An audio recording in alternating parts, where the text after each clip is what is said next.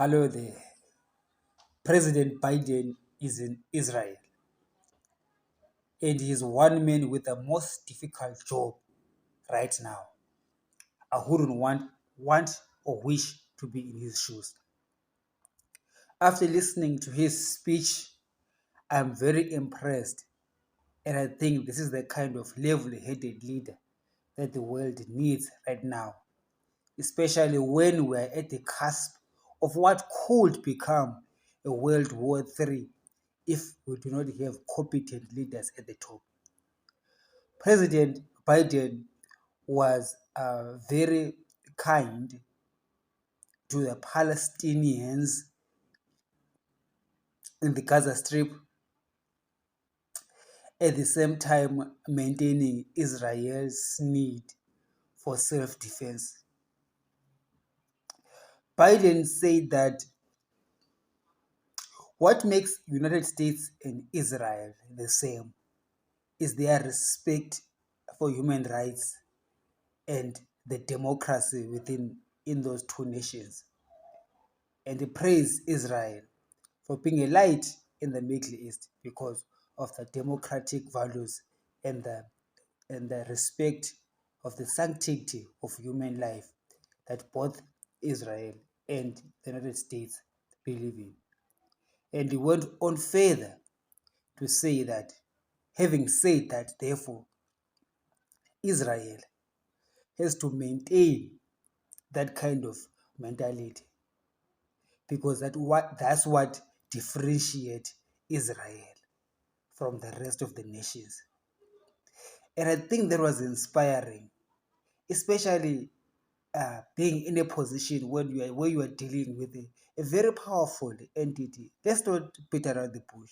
Israel is very powerful with extremely powerful backers.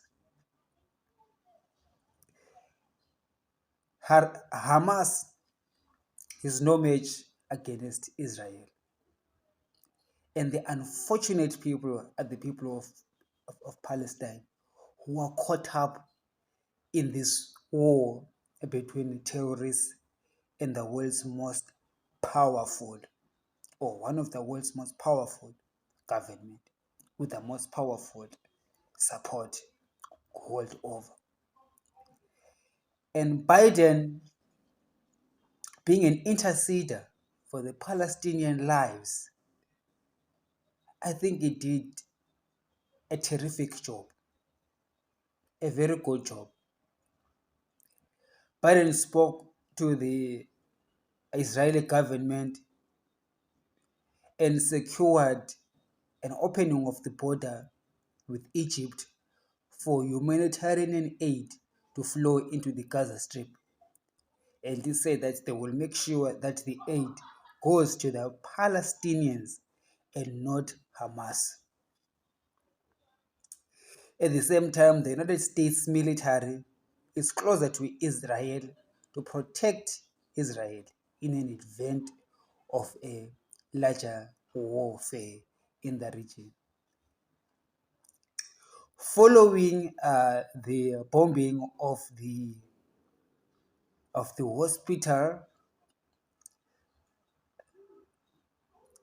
with Israel accusing Hamas for bombing that hospital and Hamas bombing Israel, Joe Biden took the narrative of the Israeli, and it is an issue that angered leaders in the Arab world who cancelled meeting with Joe Biden after the bombings in the hospital, even though investigations are not conclusive as to what happened. You and I can only speculate. We do not have the intelligence or the capacity or the capability to fully determine what really happened in that hospital. I think the cancellation of that meeting by the Arab leaders was a knee-jerk reaction that perhaps was not necessary. After listening to the remarks of Joe Biden, one would wish that from Israel, who would go to Jordan and meet the leaders from the Arab world. Joe Biden does not appear to me like someone who is a tribalist, meaning someone who is in the tribe of us versus them, but he is a humane leader who understands that this is a very, very, very, very important conflict resolution trip that he has to take in his presidency. It can go down in history as it could go either way. It could go down history as a trigger for a much larger conflict, or or or or, or a trip that stops. I'm looking for a better word, but I can't find it. But it could be a trip that stops something catastrophic from happening. And I think that Biden did very well. He played his cards right. At the same time, there was an undertone of rebuking Benjamin Netanyahu in his speech, but he did not say it overtly. But you can tell by listening to the whole speech that there is a rebuke of the Israeli army by overplaying their hand in Palestine, even though Israel has the right to defend itself.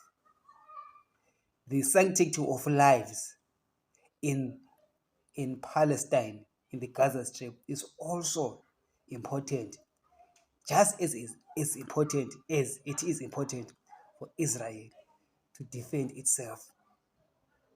It's very hard for a global leader to say that against a leader who has got the most powerful backup in the whole world.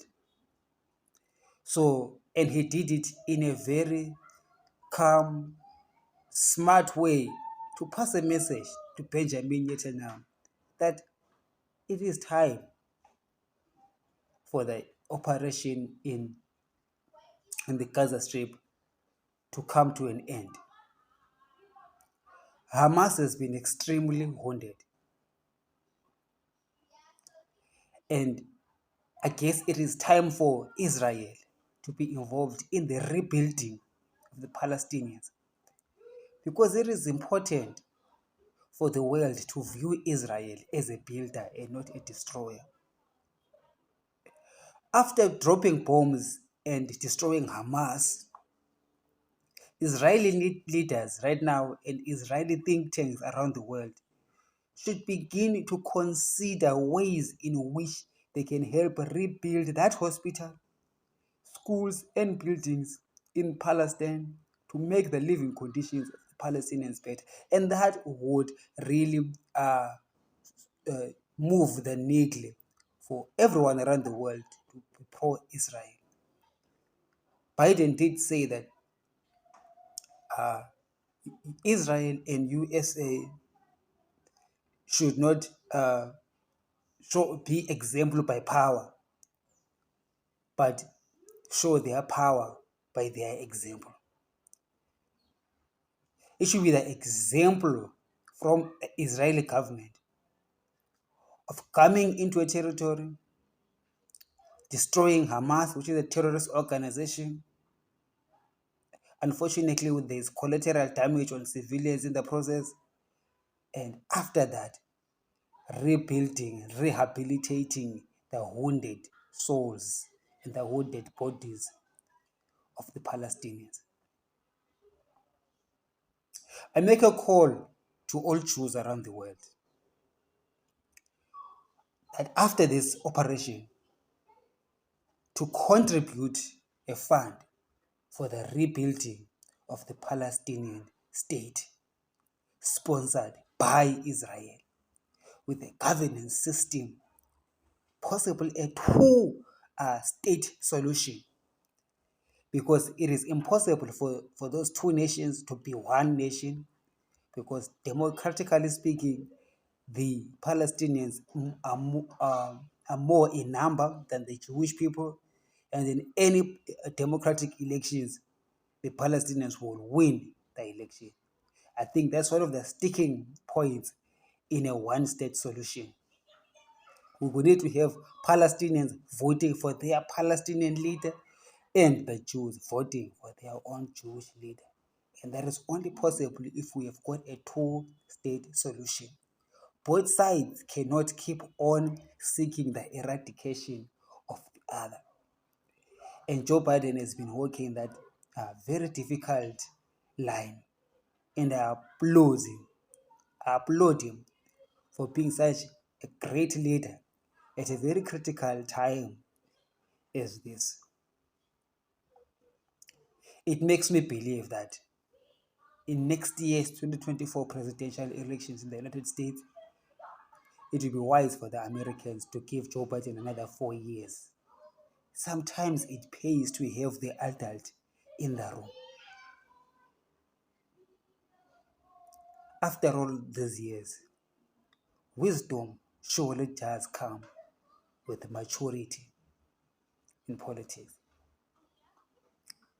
We young leaders and potential leaders, as young as we are watching carefully and taking notes and learning. That is, it is more important to achieve peace than to prove that you are right. You can be right and powerful and defeat the weaker ones, but lose the war on perception and lose the souls of the people and lose the world in the process. Or you could be kind and gentle with all the power and strength that you have and inspire millions around the world that indeed you are the chosen nation, the Israel of God, the one whom all nations are going to be blessed through, starting right next door by blessing Palestine and showing the whole Arab world that Israel is a lover of peace. And who better than the Prince of Peace, Jesus Christ himself, who died for Israel in Israel. For once and for all, his blood was shed. There is no need for any other blood to be shed for Israel. Hamas and all the haters of Israel can be destroyed not by dropping bombs, but by dropping love on the women and children in Palestine. And there is no weapon on the earth that can supersede that weapon of love, solidarity. I thank you. I would like to thank again President Biden for such great brevity to go into a war zone, as the leader of the free world. That was very brave of him. We salute you, Your Excellency. May the Lord bless you and give you strength and wisdom going forward in this conflict, so that you can take us, people of the world, from this dark place that you are at the moment. And I do hope a brighter morning is coming. And I wish you, Mr. President Joe Biden, good luck and success in next year's elections. May the Americans see what a great leader you are. This is not about just politicking, but it's about the sanctity of human lives. My name is Ngobani Zondo, and have a great day. God bless Israel. God bless the United States. And God bless Zimbabwe. Have a great day.